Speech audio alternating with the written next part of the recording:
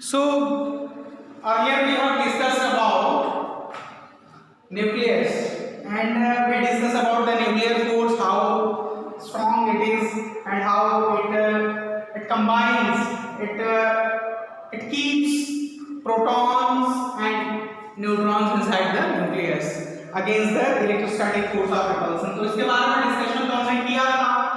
अब सवाल ये उठता है कि ये जो न्यूक्लियर फोर्स है आता कहाँ से, स्ट्रॉन्गेस्ट फोर्स है ये तो हमको पता चल गया। तो वहां पहुंचने के लिए पहले हमें जानना पड़ेगा आइंस्टीन की मास एनर्जी रिलेशन। पहले इसके बारे में डिस्कस कर लेते हैं।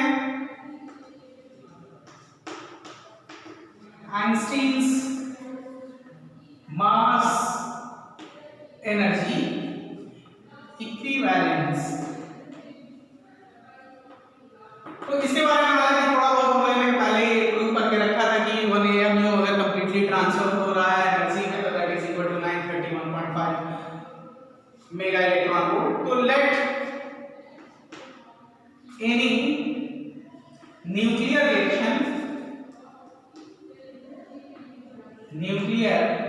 Reaction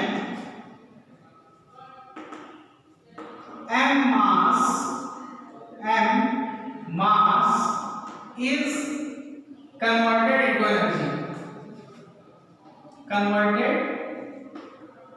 into energy, then according to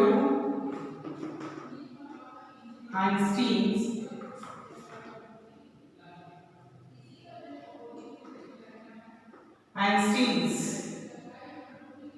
mass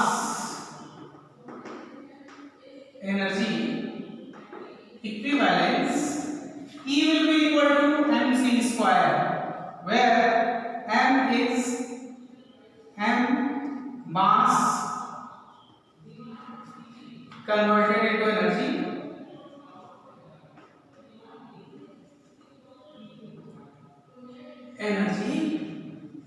and c is velocity of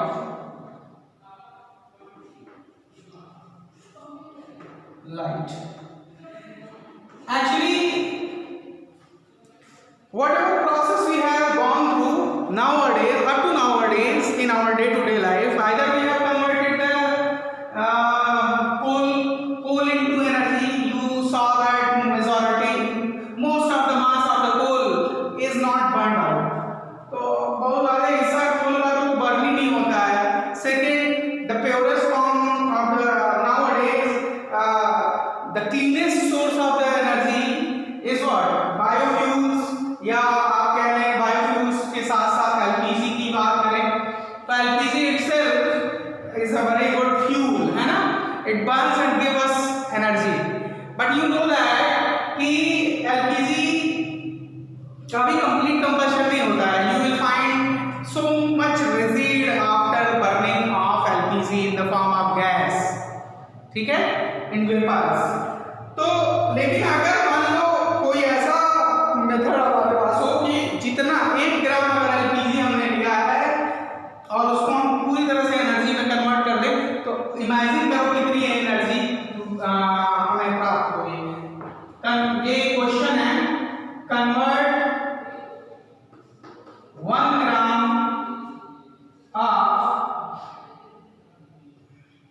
of water into energy।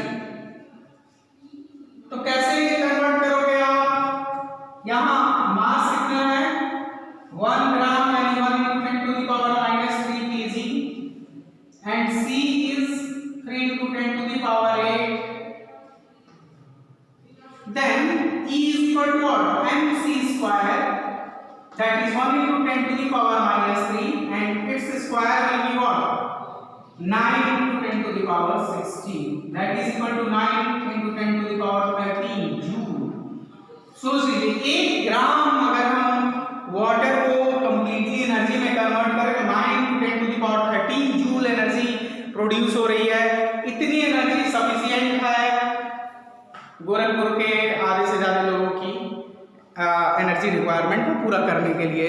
तो इन चीज़ों का हम ध्यान रखेंगे। ओके, इन चीजों का हम ध्यान रखेंगे। आगे चलते हैं। आइंस्टीन की मास एनर्जी इक्विवेलेंस के बाद अब बारी आती है कि भैया वो जो न्यूक्लियर फोर्स आप बता रहे थे कि बहुत ही स्ट्रॉन्गेस्ट फोर्स होता है, वो आता कहाँ है, उस पे आते हैं। उसको जानने से पहले हम एक और चीज जानेंगे और वो है मास डिफेक्ट।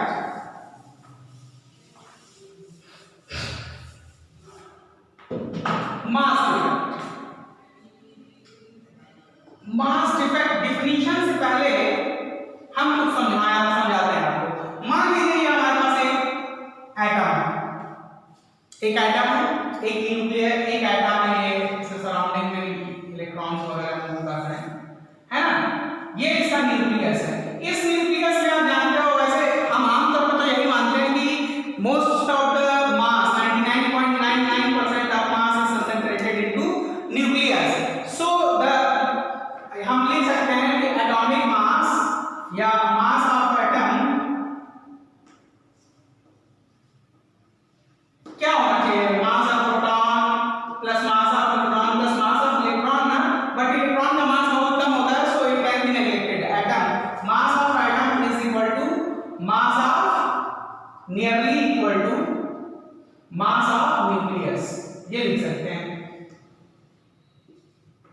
अब आगे चलते हैं और देखिए, मान लो इसमें कितने प्रोटॉन हैं। जो ये एलिमेंट है, इस एलिमेंट का नाम है वही पुराना नाम रख लेते हैं हम, क्या ए या एक्स रखते हैं, एक्स रख लेते हैं। इस एलिमेंट का नाम एक्स है, इसका एटॉमिक नंबर z है और इसका एटॉमिक मास ए है और एटॉमिक नंबर क्या है, z है। तो देखो मास ये क्या है, ये हमारा एटम बन चुका है, लेकिन किससे किससे बना, नंबर ऑफ प्रोटॉन किससे बना, number of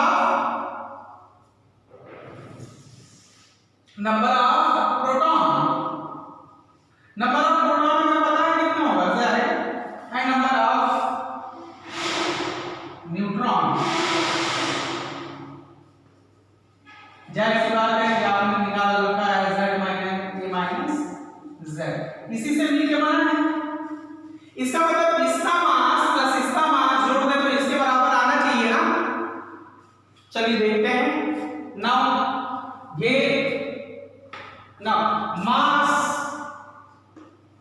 mass of number of proton plus mass of number of, ये नो नहीं है भाई, नंबर समझिएगा, नंबर ऑफ न्यूट्रॉन, है ना, should be equal to mass of atom z होना चाहिए ना। तो भाई जब इसी से बना है, प्रोटॉन और न्यूट्रॉन से ही मिल के बना है, तो अगर इन दोनों के मास को हम जोड़ दे तो एटम z के मास के बराबर होना चाहिए, लेकिन ऐसा नहीं होता है। आप क्या देखोगे, बट एक्चुअली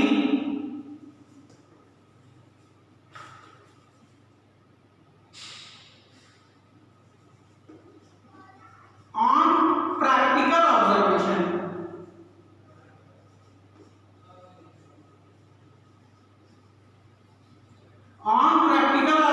हमको क्या मिलता है, देखिए जो आश्चर्यजनक चीज हमको मिलती है वो ये मिलती है कि मास ऑफ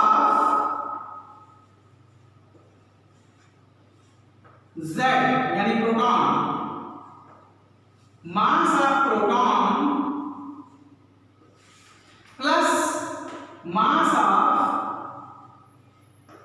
न्यूट्रॉन, ये दोनों मिले तो क्या बना, न्यूक्लियस, बराबर होना चाहिए था, लेकिन आप देखेंगे it is always greater then mass of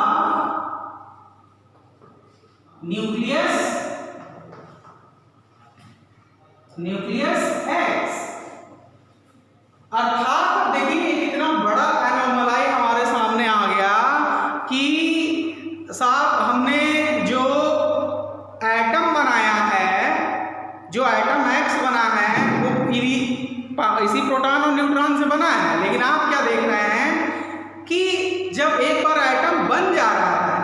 जब एटम ये बन गया है तो इसका मास घट गया, इसका मास घट गया। भाई प्रोटॉन और न्यूट्रॉन से मिलकर बना है तो इसका मास प्रोटॉन और न्यूट्रॉन के बराबर होना चाहिए था, लेकिन हुआ क्या कि आपका जो एटम बना उसका मास घट गया।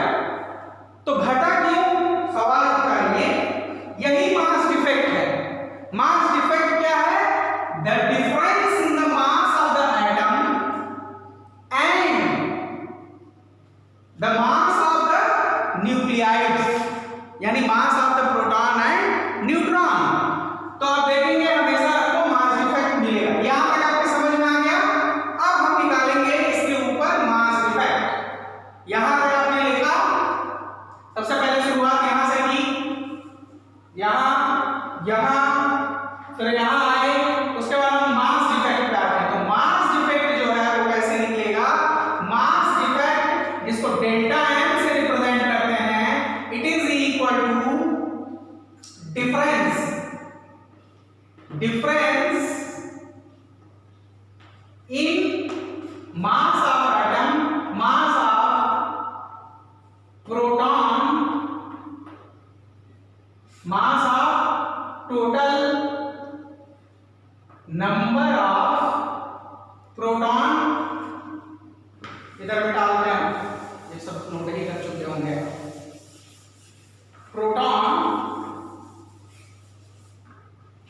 Plus mass of total number of neutron minus mass of atom.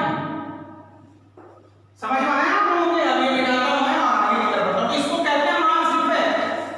Actual case में क्या देखा आपने कि जिन प्रोटॉन और न्यूट्रॉन से मिलकर आपका एटम बना है, उस एटम का mass total number of proton और टोटल नंबर ऑफ न्यूट्रॉन से कम है। यानी डेल्टा एम अगर हमें निकालना होगा तो हम क्या निकालेंगे? मास ऑफ प्रोटॉन जो कि किसके बराबर है? Z के। मास of proton plus mass of neutron जो कि A माइनस Z है। माइनस करेंगे हम इसमें से किसको? मास ऑफ एटम जो कि आपका X है। तो ये आपको क्या बताएगा? मास डिफेक्ट है। तो मास डिफेक्ट समझ में आया? डेफिनेशन क्या लिखेंगे? Mass defect is defined, it is defined as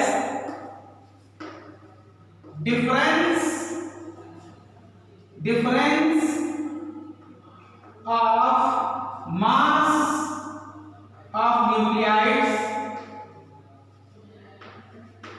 का मतलब क्या? प्रोटॉन प्लस न्यूट्रॉन जो न्यूक्लियस के अंदर है। Mass of the nuclides and the mass of the atom. ये डेफिनेशन हो गया। अब उठता है असल सवाल कि भैया ये मास जो है, एक्स्ट्रा मास जो है गायब जो हो गया है ना, जो गायब हो गया वो गया कहाँ? तो उसकी खोज करते हैं, गया कहाँ? तो गया कहाँ, इसके लिए पहले हमें जानना पड़ेगा बाइंडिंग एनर्जी। अभी तैयार रखिएगा कि जब भी एटम बन रहा है ड्यूरिंग द फॉर्मेशन, ये वेरी इंपॉर्टेंट है, इस फैक्ट को आप हमेशा याद रखेंगे। ड्यूरिंग फॉर्मेशन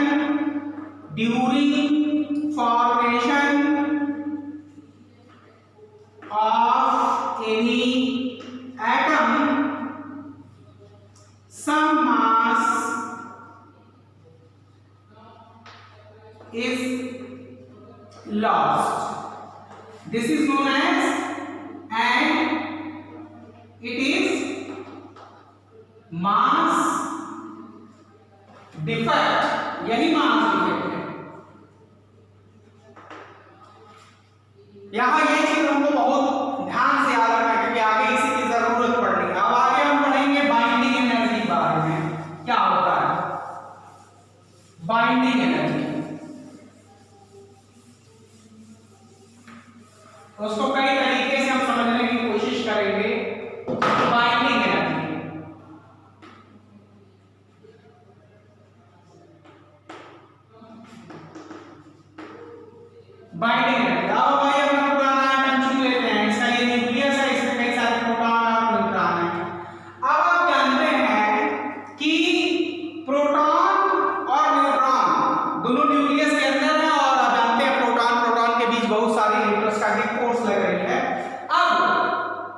जब एक बार ये न्यूक्लियस फॉर्म हो गया, ये न्यूक्लियस जो है आपका फॉर्म हो गया, तो इसको बांधे रखना जरूरी है।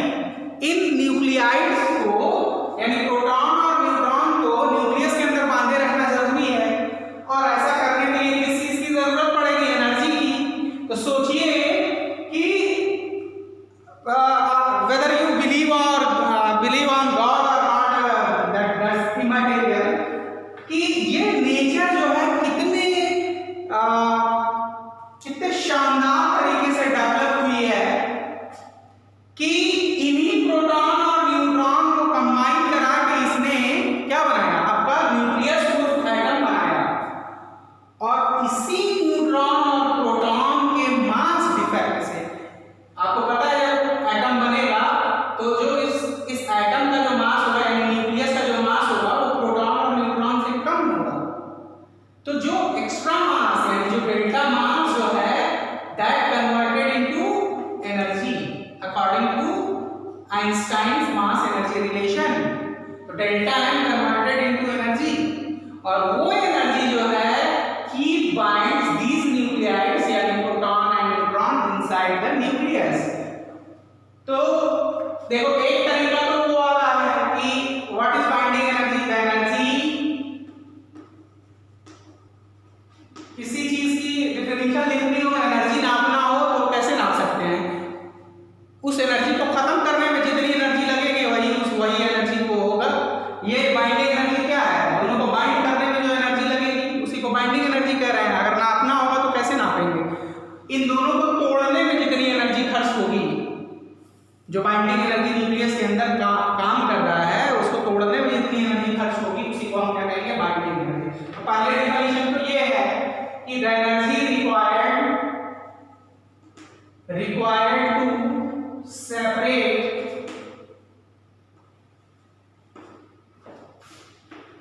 Protons and neutrons from the nucleus.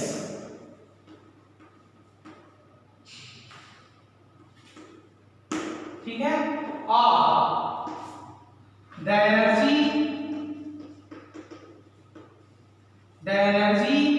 which is required to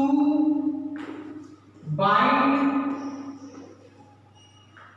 proton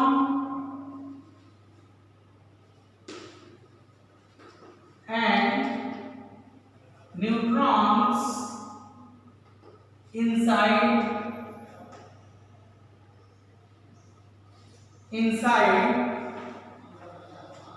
nucleus against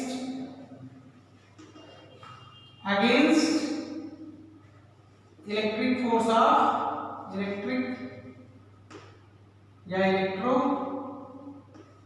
electrostatic force of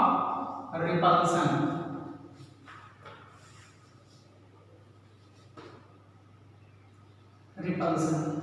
है जी साहब। तो दो डेफिनेशन बताइए, वही बात है कि जितनी एनर्जी आपको चाहिए प्रोटॉन न्यूट्रॉन को न्यूक्लियस से तोड़ के बाहर निकालने के लिए उसको हम बाइंडिंग एनर्जी कहेंगे। या एनर्जी जो हमें चाहिए प्रोटॉन और न्यूट्रॉन को न्यूक्लियस के अंदर इलेक्ट्रोस्टैटिक फोर्स ऑफ रिपल्सन के खिलाफ एक साथ बांध के रखे रहने के लिए उसको हम क्या कहेंगे? बाइंडिंग एनर्जी कहेंगे। तो दोनों एक ही बात है। तो डेफिनेशन में तो कुछ नहीं रखा, लेकिन मामला ये है कि आखिर में बाइंडिंग एनर्जी कहां से रही है।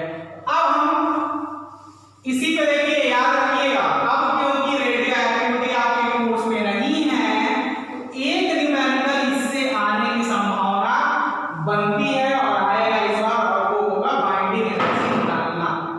तो सबसे पहले हम निकालेंगे पहले सोर्स ऑफ बाइंडिंग एनर्जी कौन है? Source of binding energy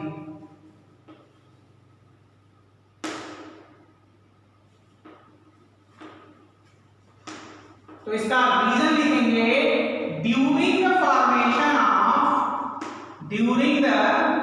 formation of formation of atom,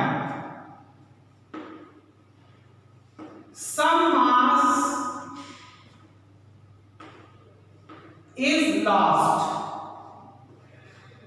जिसको आप कहते हैं मास डिफेक्ट, मास डिफेक्ट उर्फ डेल्टा एम। डेल्टा एम क्या है? Mass lost during the formation of nucleus, है ना। एटम सम मास, ये सम की स्पेलिंग क्या हो गई? Some mass is lost, this mass is converted into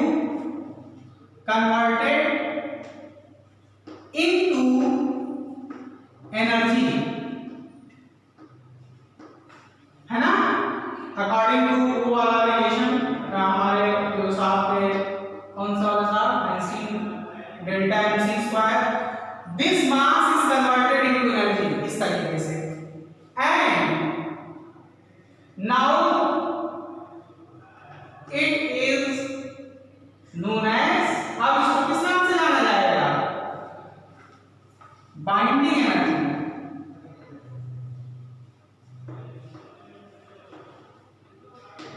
which binds neutrons and protons inside nucleus. ठीक है, यहां तक किसी भी साहब को कोई दिक्कत नहीं होनी चाहिए। अब आगे हम कैलकुलेशन करेंगे, बाइंडिंग एनर्जी का कैलकुलेशन करेंगे, वही अपने पुराने हिसाब किताब से। चलिए कैलकुलेशन का, कैलकुलेशन तो बहुत आसान है।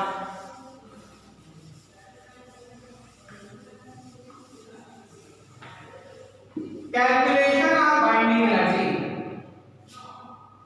कैलकुलेशन ऑफ,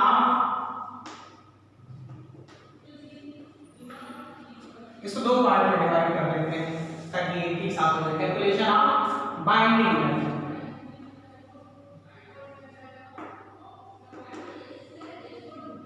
बहुत सिंपल, अभी आप एक बात आप बता चुके हैं। Consider an element, consider an element X जिसका एटॉमिक नंबर है Z और एटॉमिक मास है A। अब आप मान लो कि मास ऑफ प्रोटॉन क्या है? Mp, मास ऑफ न्यूट्रॉन क्या है? Mn। ठीक है, let mass of proton is Mp and mass of neutron Mn, mass of atom दिया होगा mx। चलिए तो पहले मास डिफेक्ट निकाल लेते हैं। तो डेल्टा एम उर्फ mass defect is equal to क्या होता है? Mass of proton plus mass of neutron, ये एक साथ माइनस मास ऑफ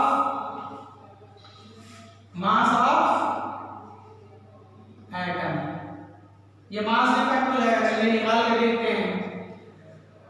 तो पहले नंबर ऑफ प्रोटॉन कितने हैं? आप जानते हैं Z होता है, तो उसका मास कितना हो गया? मास ऑफ एक प्रोटॉन इनटू Z प्रोटॉन है ना, तो उसमें मास ऑफ प्रोटॉन से मल्टीप्लाई कर दिया। मास ऑफ न्यूट्रॉन की बात करें तो मास ऑफ न्यूट्रॉन हो गया ये, और कितने न्यूट्रॉन्स हैं? A माइनस Z, कितने न्यूट्रॉन्स हैं? अब इसमें से हम माइनस करेंगे किसका? मास ऑफ X का। तो ये हो गया हमारा मास डिफेक्ट। इतना मास हमारा डिफेक्ट हुआ। जब इतना मास हमारा डिफेक्ट हुआ, और आप जानते हैं बाइंडिंग एनर्जी, दिस मास, यहां से शुरू कर देते हैं, दिस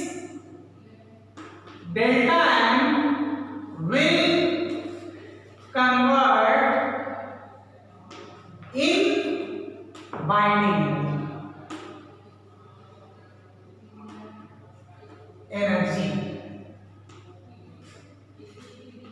तो according to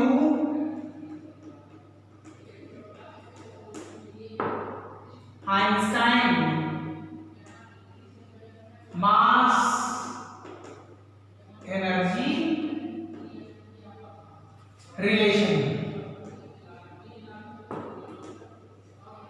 binding energy is equal to क्या होगा, delta M into C square. यही हो जाएगा ना, यहां तक किसी का आपको दिक्कत नहीं होगी। तो डेल्टा एम आपने क्या निकाला है, delta M is what, mass of proton into number of protons plus mass of neutron into number of neutrons minus mass of the atom. ये मास डिफेक्ट हो गया, this is the mass defect delta M और इसमें सी square से multiply कर दीजिए तो ये आपका आ जाएगा binding energy. This is the binding energy. Now आगे की बात चलते हैं, करते हैं ये मैथमेटिकल बाइंडिंग एनर्जी अगर आपको निकालना होगा तो हम निकाल के दिखाएंगे भी आपको, आप उसकी चिंता ना करें। बाइंडिंग एनर्जी के बाद जो हमारे पास काम की चीज है जिसमें हमें कई सारे कंक्लूजन्स निकालने हैं, वो निकालने हैं बाइंडिंग एनर्जी पर न्यूक्लियॉन्स पे। तो बाइंडिंग एनर्जी पर ये चीज तो आपके समझ में आ गई होगी, इसमें कोई दिक्कत नहीं होनी चाहिए। अब आगे हम चलेंगे बाइंडिंग एनर्जी पर न्यूक्लियॉन। चलिए यही इंपॉर्टेंट है। और क्यों इंपॉर्टेंट, ये बाइंडिंग एनर्जी कहां से आई, देखा आपने, जो मास लॉस हुआ था, मास डिफेक्ट, उसी से बाइंडिंग एनर्जी आपको आ गई। तो वो देखा ना नेचर कितना कमाल का है, कंजर्वेशन ऑफ एनर्जी यहां काम आ रही है ना, मास एनर्जी कंजर्वेशन यहां काम आ रहा है कि जो मास लॉस हुआ था during the formation of nucleus that appears in the form of energy, the energy that binds the nucleons inside the nucleus against what, against electrostatic force of repulsion. अब जो काम की चीज हमने डिस्कस करनी है that is binding energy per nucleon.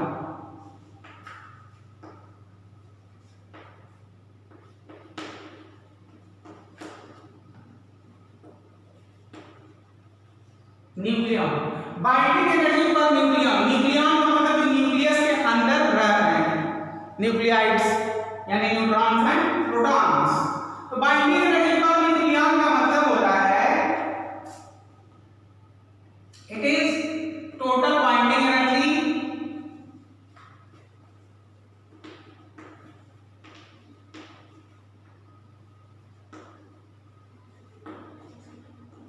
Upon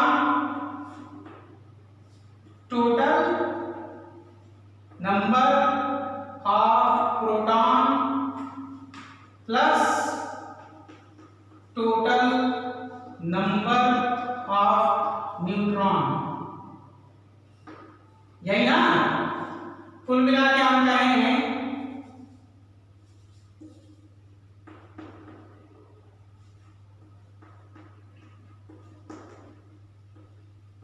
तो हमको तो ये मालूम ही है कि total number of protons plus total number of neutrons actually होता क्या है, ऐसा कोई आश्चर्य वाली चीज तो है नहीं, क्या होता है, मास नंबर होता है ना।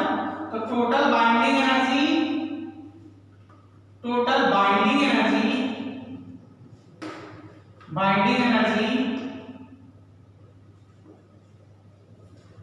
अपॉन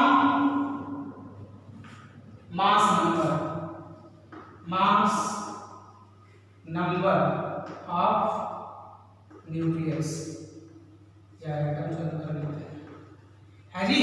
तो डेफिनेशन आप इसकी क्या लिखेंगे, binding energy per nucleon is defined as total binding energy with respect to mass number of the atom.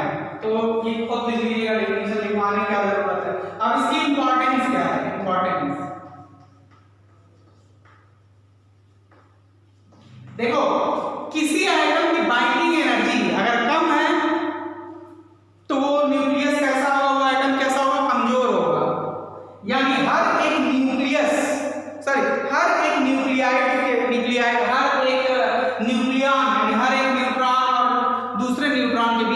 या हर प्रोटॉन के बीच या एक प्रोटॉन न्यूट्रॉन के बीच जो न्यूक्लियर फोर्स है वो क्या है, बहुत कम है। और बाइंडिंग एनर्जी पर न्यूक्लियन ज्यादा होने का मतलब क्या हुआ कि वो एटम बहुत स्ट्रांग होगा। इसलिए स्ट्रांग होगा क्योंकि इसमें एक प्रोटॉन का दूसरे प्रोटॉन के साथ या एक न्यूट्रॉन का दूसरे न्यूट्रॉन के साथ या एक न्यूट्रॉन का एक प्रोटॉन के साथ जो बाइंडिंग एनर्जी है वो बहुत ज्यादा होगी, यानी उसको तोड़ना आसान नहीं होगा। तो बाइंडिंग क्या, इसकी सिग्निफिकेंस क्या, इंपॉर्टेंस, यही इंपॉर्टेंट है जानना कि binding energy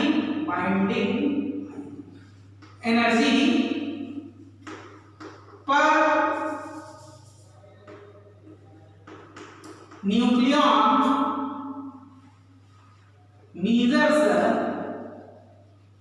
measures the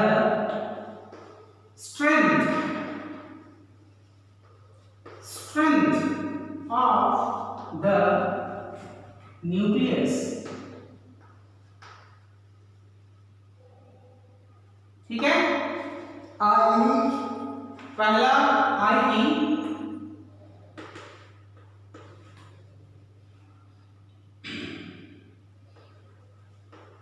more binding energy, BE binding energy per nucleon, binding energy per nucleon है, मास हम लिख रहे हैं, अक्षर पर न्यूक्लियन लिख रहे हैं, nucleon more binding energy per nucleon means strong nucleus.